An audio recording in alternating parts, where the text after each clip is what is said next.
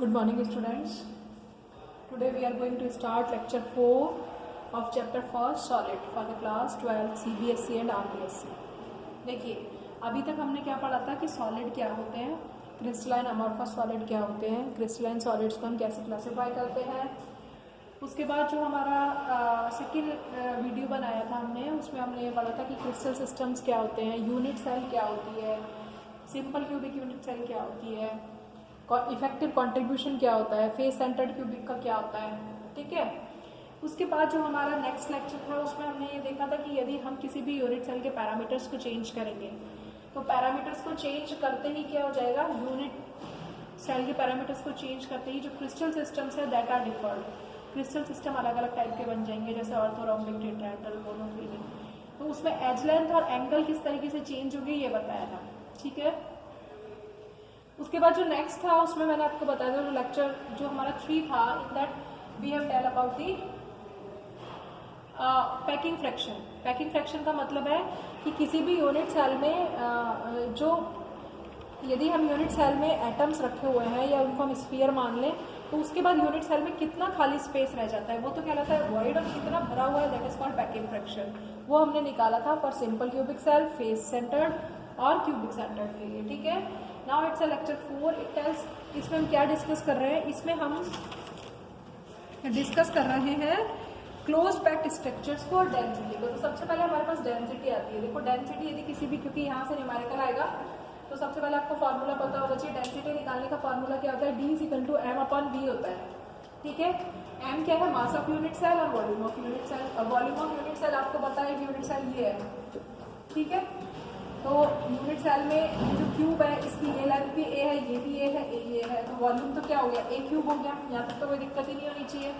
अब मास of unit cell यानी एक इस यूनिट सेल का मास, इस यूनिट सेल का मास क्या होगा, इसमें बहुत सारे एटम्स हैं तो जो मास होगा वो क्या होगा, जो मास होगा that will be number of effective particles. इस यूनिट सेल में कितने पार्टिकल्स इफेक्टिव है उनका नंबर इनटू सिंगल मास का एटम। एक मास का, एक एटम का mass, mass of single atom into number of effective particles. तो नंबर ऑफ इफेक्टिव पार्टिकल्स को हम क्या किससे बताते हैं, Z से। जैसे सिंपल क्यूबिक के लिए 1 है, बॉडी सेंटर्ड के लिए 2 है, फेस सेंटर्ड के लिए 4 है।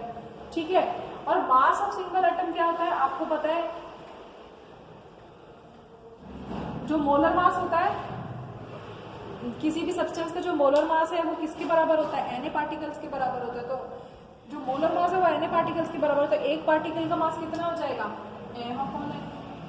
ठीक है, ये मोलर मास हो गया, ये एवोगैड्रो नंबर हो गया। तो डेंसिटी का फॉर्मूला ये है, इससे आपको क्वेश्चन सॉल्व करना है। ये h लेंथ है। ठीक है, क्लियर। तो डेंसिटी को आप इस फॉर्मूले से निकालेंगे, आप करके देखेंगे, यदि कुछ नहीं आता है तो पूछेंगे। Now come to the close packed structure, कि हमें ये जो क्लोज पैक्ड स्ट्रक्चर है इसके बारे में पढ़ना है। इसमें देखो वैसे तो कुछ नहीं है लेकिन हमें थोड़ा सा समझने की जरूरत है कि हम जो सॉलिड है वो सॉलिड में सॉलिड पता है आपको 3 डायमेंशनल स्ट्रक्चर है। तो हम 1 डायमेंशन में यदि पार्टिकल्स को, यदि पार्टिकल्स इस तरीके से जुड़े हुए हैं, कैसे एक पार्टिकल फिर इसके बाद दूसरा फिर तीसरा, इस तरीके से जुड़े हैं कि हॉरिजॉन्टली सबके सेंटर एक ही लाइन में, horizontally centres of each atom is in a single line. ठीक है, तो इसका मतलब पार्टिकल्स किस डायरेक्शन में, एक ही डायरेक्शन में कनेक्टेड हो रहे हैं ना, एक्स एक्सिस में हॉरिजॉन्टली। तो ये 1 डायमेंशन हो गया। और इसमें यदि किसी का भी निकालेंगे, जैसे फॉर एग्जांपल इस एटम को कंसीडर करते तो coordination number will be equal to 2। इसका मतलब एक एटम 2 साइड वाले, कोऑर्डिनेशन नंबर का मतलब एक सिंगल एटम कितने एटमों से कवर्ड है, कितने से सराउंडेड है। इसको देख लो, ये 2 से कवर्ड है, ये 2 से कवर्ड है, इसको देख लो, इसको देख लो, ये 2 से कवर्ड है, इसको देख लो, ये 2 से, तो कोऑर्डिनेशन नंबर विल बी 2। ठीक है, 2 डायमेंशन को देखो, 2 डायमेंशन में क्या है, 2 डायमेंशन का मतलब है हमने अब 2 डायमेंशन की स्ट्रक्चर आपको ये समझ में आना चाहिए, आपका ऐसे बनाना नहीं है बट क्वेश्चन यहीं से ही पूछेगा। 2 डायमेंशन का मतलब 2 डायरेक्शन में चलना चाहिए। देखो सबसे पहले हमने एक लेयर बनाई, ठीक है, अब जो तो ये क्या है, ये रो है। ये जो सबसे पहले ये जो सिंगल लाइन बनाई है दैट इज अ रो। क्या है, ये रो है, ये फर्स्ट रो है, ये सेकेंड रो है, ये थर्ड रो है। क्लियर।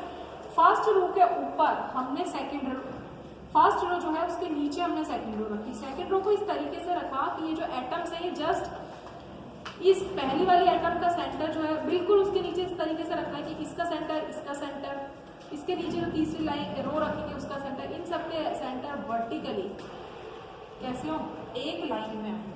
और यदि हम हॉरिजॉन्टली जोड़ रहे हैं तो हॉरिजॉन्टली भी कैसे आए, सेंटर्स जो है वो एक लाइन में। समझ में आ रहा है? इसमें भी आप देख लो। तो इसका मतलब क्या हुआ कि 2 डायमेंशन का मतलब है कि एक लेयर जो आपने बनाई है, दूसरी रो के जो स्फीयर है वो फर्स्ट रो के जस्ट नीचे होगा। इस तरीके से होंगे कि the centre of the sphere is in a vertically is in a line. Okay, तो इस तरीके से जो स्ट्रक्चर बनेगी उस स्ट्रक्चर को हम क्या कहते हैं, स्क्वायर क्लोज्ड पैक्ड स्ट्रक्चर कहते हैं। स्क्वायर क्लोज्ड पैक्ड स्ट्रक्चर क्यों कहते हैं इसको? देखो, पहली वाली लाइन को हमने क्या माना, ए हॉरिजॉन्टल। सबसे पहली बात तो समझने की जरूरत है कि ये 2 डायमेंशन है, यानी ये एक्स डायरेक्शन में भी चल रही है और वाई डायरेक्शन में भी चल रही है, दोनों डायरेक्शन में चल रही है, तो 2 डायमेंशन हो गया। Atom first row, second row के एटम फर्स्ट रो के जस्ट नीचे है, थर्ड रो के एटम सेकंड के जस्ट नीचे है। और यदि हम इस तीनों को कनेक्ट, इनके सेंटर्स को जोड़े तो ये एक लाइन में आएंगे, तब होगा वो 2 डायमेंशन। अब उस 2 डायमेंशन में अब आप देखो, ये जो बीच का एटम, कोई सा भी बीच का एटम उठा दो, इस एटम को देखो ये कितने से सराउंडेड है, इससे, इस वाले से, इस वाले से, इस वाले से और इस वाले से। तो इसका कोऑर्डिनेशन नंबर कितना हो गया, 4 हो गया, 4 से सराउंडेड है। क्लियर? यदि हम ये जो एटम्स है, ये इसको जिन्होंने सराउंड कर रखा है, ये वाला एटम, इनको जोड़े, इसको जोड़े, इन सबके सेंटर्स को, जो सराउंडेड एटम्स हैं इनके सेंटर्स को यदि हम जोड़ते हैं तो वी फाइंड दैट कोऑर्डिनेशन, तो क्या बन जाता है कि स्क्वायर बन जाता है। क्या बन जाता है? एक स्क्वायर बन जाता है। इसलिए इस स्ट्रक्चर को हम क्या कहते हैं, स्क्वायर क्लोज्ड पैक्ड स्ट्रक्चर कहते हैं। ठीक है, क्लियर? इसमें centres of horizontally atom and vertically atoms are in one line. ठीक है, 2 डायमेंशन का सेकंड टाइप देखो। अब आपने पहली लेयर बनाई, फिर से पास रख के सेकंड जो रो बना रहे, लेयर नहीं है, रो है, जो सेकंड रो है that is placed in the depression of the first row. जो सेकंड रो है उसमें जो आपने एटम्स और स्फीयर्स को प्लेस किया है वो किस तरीके से प्लेस किया है कि फर्स्ट रो के डिप्रेशन में प्लेस किया है। ये डिप्रेशन हो गया ना, पहली लेयर बनाई है उसका ये क्या है, डिप्रेशन है, इस डिप्रेशन में प्लेस किया है।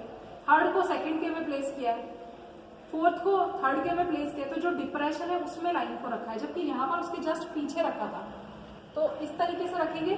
ठीक है, क्लियर? तो पहली लाइन क्या होगी, ए, दूसरी लाइन क्या होगी, दूसरी लाइन पहली से डिफर होगी ना, क्योंकि ये इसके डिप्रेशन में, ये भी इसके डिप्रेशन में, ये भी इसके डिप्रेशन में, तो ये अलग टाइप की होगी और ये अलग टाइप की होगी। तो पैटर्न क्या होगा, ए बी। ठीक है, अब तीसरी लाइन कैसी होगी हमें कैसे पता पड़ेगा? देखो, इसका सेंटर और इसका सेंटर, दोनों का सेंटर सेम है। क्लियर? इसका सेंटर और इसका सेंटर, दोनों का सेंटर क्या है, सेम है। तो ये कौन सी लाइन हो गई, ये ए लाइन हो गई। क्लियर? फोर्थ वाले में देखो, इसका सेंटर और इसका सेंटर ये सेम है, इसका सेंटर और इसका सेंटर ये सेम है। तो ये वाली लाइन और ये वाली लाइन तो कैसी टाइप हो गई, बी हो गई, और ये वाली लाइन और ये वाली लाइन कैसी हो गई, ए। तो पैटर्न कौन सा हो गया, ए बी टाइप हो गया। जबकि यहाँ पर सारी लाइंस उसके जस्ट नीचे उनके कारण ऑल आर सिमिलर। तो ये पैटर्न तो ए टाइप है और ये ए बी टाइप है। ठीक है, समझ में आ रहा है? तो अब आप यहाँ पर देखो, इसमें ये जो बीच वाला एटम है, ये बीच वाला एटम कितने से सराउंडेड है, 1 2 3 4 5 6 से सराउंडेड है। ये इस एटम की यदि मैं बात कर रही हूँ तो ये कितने से सराउंडेड है, 6 से। ठीक है, और यदि इनके सेंटर्स को मैं मिला दूँ सराउंडेड वालों को, देखो तो क्या बन गया, हेक्सागन बन गया। तो हेक्सागन बन गया इसलिए it's a hexagonal closed packed structure. कैसी स्ट्रक्चर है, हेक्सागोनल क्लोज्ड पैक्ड स्ट्रक्चर। और कोऑर्डिनेशन नंबर इसका कितना है, 6 है। क्लियर? 2 डायमेंशन में बिल्कुल क्लियर हो गया कि 2 डायमेंशन में जा रही है, ये ऐसे ऐसे भी बढ़ रही है और ऐसे ऐसे भी बढ़ रही है, हॉरिजॉन्टली एंड वर्टिकली बोथ। अभी एक ये तो इन सबको जोड़ा तो ये रो से मिलकर एक लेयर बनी है, इसके ऊपर कैसे रखेंगे, इसके ऊपर बिल्कुल ऐसे ही रखेंगे। ठीक है, तो जो सेकंड लेयर है वो उसके डिप्रेशन में होगी, फर्स्ट लेयर ऐसे ऐसे रखते चले जाएंगे, सेकंड तो 2 डायरेक्शन में बढ़ रही है, that is called hexagonal closed packed. Now come to the 3 dimensional. अब 3 डायमेंशन में देखो क्या है, 3 डायमेंशन में हमने एक लेयर बनाई, एक सबसे पहले रखा, फिर उसके जस्ट नीचे रखा, फिर उसके नीचे, यानी कि रो, इस तरीके से रो को रोज बनाई। रोज में क्या है कि जो स्फीयर्स है उनके हॉरिजॉन्टली और वर्टिकली जो सेंटर्स है दे आर अलाइंड और they are in a line, एक लाइन में होंगे। तो इस तरीके से ये क्या बनी, ये एक लेयर बनी। अब इस एक लेयर के ऊपर दूसरी लेयर रख रही, ये तो फर्स्ट लेयर है, ये लेयर बनी है रोज से। अब एक दूसरी लेयर बनाई मैंने बिल्कुल इसके ऊपर ही रख के, ऐसे ऐसे ऐसे ऐसे ऐसे ऐसे ऐसे, फिर ऐसे ऐसे ऐसे ऐसे रखा, तो that will be second layer. और फिर उसके ऊपर एक लेयर और रख दी, तो क्या हुआ, ये ऐसे भी जा रही थी, ऐसे भी जा रही थी। अब ये मोटाई में भी तो जा रही है, लंबाई चौड़ाई में जा रही है, लेकिन ऊंचाई में भी जा रही है। मतलब तो जब आप इसके ऊपर रखते चले जाओगे तो ये पीछे की साइड भी जाने लगेगी ना एक लेयर, इस तरीके से। समझ में आ रहा है आपको? तो तीनों डायरेक्शंस में जा रही है, ये ऐसे भी जा रही है, तो ये 3 डायमेंशन हो गया ना, ठीक है। तो इस तरीके से जब आप इसमें से किसी का एक का कट निकालोगे तो अब आप देखोगे ये सेल किस तरीके की होगी, ये सेल जो होगी वो इस तरीके की होगी, ऐसे एक एटम, फिर 2 एटम, फिर 3 एटम, फिर 4 एटम, फिर 6 एटम, फिर 7 एटम, फिर 8, इस तरीके से होगी। समझ में आ रहा है? तो ये जो स्ट्रक्चर है that is cubic closed packed structure. Clear? Cubic closed packed structure होती है, ठीक? समझ में आ गया? ठीक है। अब दूसरा पार्ट देखिए, ठीक है। एक तो ये हो गया, तो 3 डायमेंशन में जब हम 3 डायमेंशन में कन्वर्ट करते हैं तो ये इस तरीके से बनता है, ठीक है। तो 3 डायमेंशन में जब हम पैकिंग करते हैं तो 2 डायमेंशन से जब हम 3 डायमेंशन में जाते हैं तो एक टाइप तो होता है कौन सा वाला, स्क्वायर। ये जो है square cubic close packed structure है, आप ऐसे कह सकते हो, square cubic close packed structure. Cubic भी है और स्क्वायर भी है, क्योंकि स्क्वायर फॉर्म हो रहा है इसमें, ठीक है। Square, clear? बिल्कुल इससे बनी है वो square cubic close packed structure है। यहाँ पर क्यूब नहीं बना है, वहाँ पे क्यूब बन गया क्योंकि तीनों डायरेक्शन में जा रही है। यहाँ पर 2 ही डायरेक्शन में होने के कारण सिर्फ स्क्वायर ही बना था, यहाँ पर square cubic close packed structure बन गई है। क्लियर? ठीक है। अब आप तो एक तो ये हो जाती है सिंपल क्यूबिक स्ट्रक्चर, ठीक है। ये सारी लेयर्स कैसे टाइप की है, एक ही। फर्स्ट टाइप में भी ए था, एक लेयर में भी ए था, बी वाली में भी वैसा ही था, सी में भी, इसमें भी ए ही होगा, और इसके ऊपर जो नीचे जा रही है उसमें भी ए होगा। तो ये पैटर्न कौन सा होगा, ए टाइप होगा, ठीक है। अब इसमें एक सेकंड टाइप और है, तो ये तो फर्स्ट टाइप था स्क्वायर क्यूबिक क्लोज पैक्ड। अब सेकंड में देखो यहाँ पर क्या है। सेकंड में सबसे पहले आपने क्या किया, यहाँ पर देखो मैंने किस तरीके से लिखा है, ये इसी के बारे में बताया हुआ है, ठीक है ना, इस ए के बारे में बताया है, square cubic close packed structure. Now come to the second, that is hexagonal close packed structure. कौन से स्ट्रक्चर के बारे में बात कर रहे हैं, अब हम बी के बारे में बात कर रहे हैं। बी कौन सी है, hexagonal close packed structure. Close packed structure देखो इसमें क्या किया, इसमें हमने सबसे पहले एक लेयर बनाई, एक रो बनाई। ये फर्स्ट रो है, रो। उसके बाद जो सेकंड रो बनाई है वो कैसे बनाई है, फर्स्ट के डिप्रेशन में रखकर बनाई है, डिप्रेशन में रख दिया, ठीक है। उसके बाद जो थर्ड बनाई है रो, वो सेकंड के डिप्रेशन में रख दिया। इस तरीके से ये सारी की सारी क्या हो गई, फर्स्ट लेयर हो गई। समझ में आ रहा है? सारी लेयर्स एक जैसी है, सब डिप्रेशन में बनकर बनाई हुई है। तो अब आप देखो यहाँ पर जब ये बना है तो यहाँ पर इस तरीके से एक स्ट्रक्चर आ रही है बीच में, इन दोनों के बीच की स्ट्रक्चर देखो, एक गोला ये, एक गोला ये और एक गोला ये। तो स्ट्रक्चर कैसी आ गई। अब यहाँ दूसरी वाली में देखो तो एक ऐसे बन रहा है ऊपर वाली लाइन में यहाँ, और इस वाली में कैसे बन रहा है, इस वाली में बन रहा है ऐसे, उसका जस्ट उल्टा बन रहा है। क्लियर? तो ये फर्स्ट लेयर हो गई। अब फर्स्ट लेयर के ऊपर हमने रखी सेकंड लेयर। सेकंड लेयर को इस तरीके से रखना है कि जो फर्स्ट में ये जो बीच में स्पेस बने हैं इस पे रखना है। देखो मैंने यहाँ रखा है सिर्फ बीच वाले में, नीचे वाले का छोड़ के रखना है, ऊपर वाले पे ही रखना है। तो इस पे रखा, फिर इस पे रखा, फिर इस पे रखा, फिर इस पे रखा। क्लियर? ठीक है। फिर उसके बाद दूसरे वाले में, नीचे वाले में रखा है अगेन। सेकंड लेयर में हम क्या करेंगे, सेकंड लेयर में हम सेम टाइप के स्ट्रक्चर्स को फिल कर रहे हैं। देखो फिर इस वाले में रखा, फिर इस वाले में रखा, इस वाले में रखा, ठीक है। तो हमने क्या किया, तो अब आप देखो ये वाली जो चीज है, जो ये वाली चीज है, आप ऐसे समझो, ये जहां मैं मार्कर लगा रही हूँ, यहाँ पर देखो क्या है, फर्स्ट लेयर जो थी, फर्स्ट लेयर में कितने पार्टिकल्स थे, 3, 1 2 3। देखो फर्स्ट लेयर में कैसे पार्टिकल है, ऐसे। फर्स्ट लेयर जो थी वो ऐसी थी ना, इसकी डिप्रेशन में थी, ठीक है।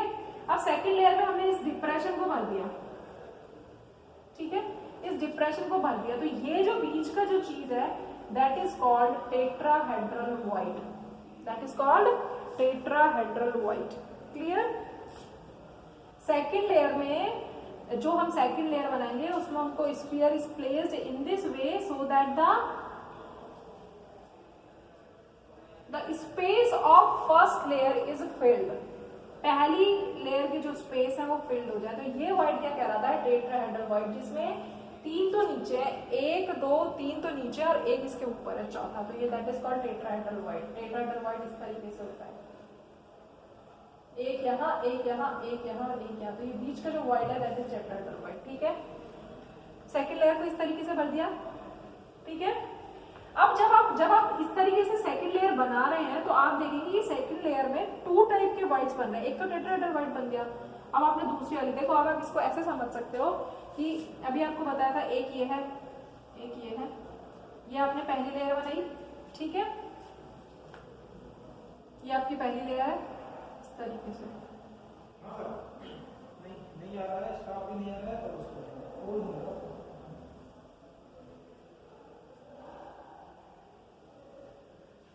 ठीक है, क्लियर।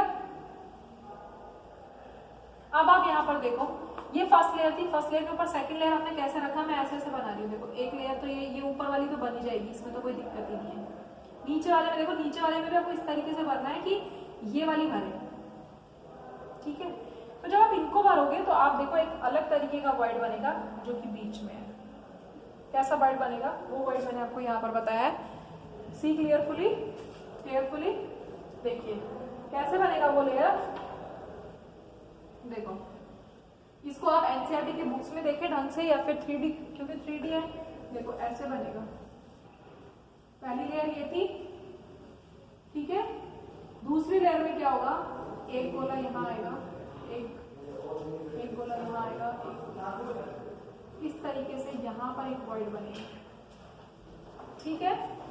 यानी एक ट्राइंगल ये, एक ट्राइंगल ये और एक ट्राइंगल ये, किस तरीके की स्ट्रक्चर होगी। तो एक वॉइड बनता है दैट इज कॉल्ड ऑक्टा। यानी कि सेकंड लेयर जो हम फिल कर रहे हैं उसमें 2 टाइप के वॉइड्स बनेंगे, one is tetrahedral and another is octahedral. Tetrahedral में वॉइड जो है वो 4 स्फीयर से कवर्ड होगा और ऑक्टाहेड्रल में जो वॉइड है वो 6 से कवर्ड होगा, ठीक है, क्लियर। अब इस सेकंड लेयर के बाद अब एक थर्ड लेयर, क्योंकि 3 डायमेंशन है तो अब तीसरी लेयर भी बनानी पड़ेगी। अब तीसरी लेयर बनाने में हमारे पास 2 ऑप्शंस है कि या तो हम जो टेट्राहेड्रल वॉइड है सिर्फ उसको भरें, यानी 2 लेयर के बाद, फर्स्ट और सेकंड लेयर बनाने के बाद जो थर्ड लेयर है उसमें हम जो तीसरी लेयर है वो इस तरीके से रखें कि फर्स्ट और थर्ड का जो सेंटर है वो मिल जाए, फर्स्ट और थर्ड का सेंटर मिल जाए। तो फर्स्ट और थर्ड का सेंटर मिलेगा तो कौन सा पैटर्न फॉर्म हो जाएगा, AB टाइप फॉर्म हो जाएगा, क्लियर। और यदि ऑक्टाहेड्रल को भरेंगे तो अलग टाइप का पैटर्न बनेगा that is called ABC type बनेगा, ठीक है। तो क्योंकि 3 डायमेंशनल है तो इसको हम बोर्ड पर तो फॉर्म कर नहीं सकते, तो ये आपको समझना ही पड़ेगा कि इस तरीके से थर्ड लेयर में हमारे पास या तो AB पैटर्न बनेगा या तो ABC टाइप बनेगा, ठीक है। This packing is called hexagonal closed packing. Hexagonal closed packing को हम इस तरीके से भी समझ सकते हैं, इस तरीके से होती है कि बीच में यदि हेक्सागन यहाँ पर भी बना था हेक्सागन, इस हेक्सागन के ऊपर 3 और नीचे 3, तो यहाँ पर कोऑर्डिनेशन नंबर कितना होता है, यहाँ पर कोऑर्डिनेशन नंबर होता है 12, क्लियर। तो इस तरीके से 1 डायमेंशन, 2 डायमेंशन, 3 डायमेंशन में जो ये सबसे इंपॉर्टेंट चीज है कि हेक्सागोनल पैकिंग और स्क्वायर क्यूबिक क्लोज पैकिंग किस तरीके से फॉर्म हो रही है, ठीक है। Thank you.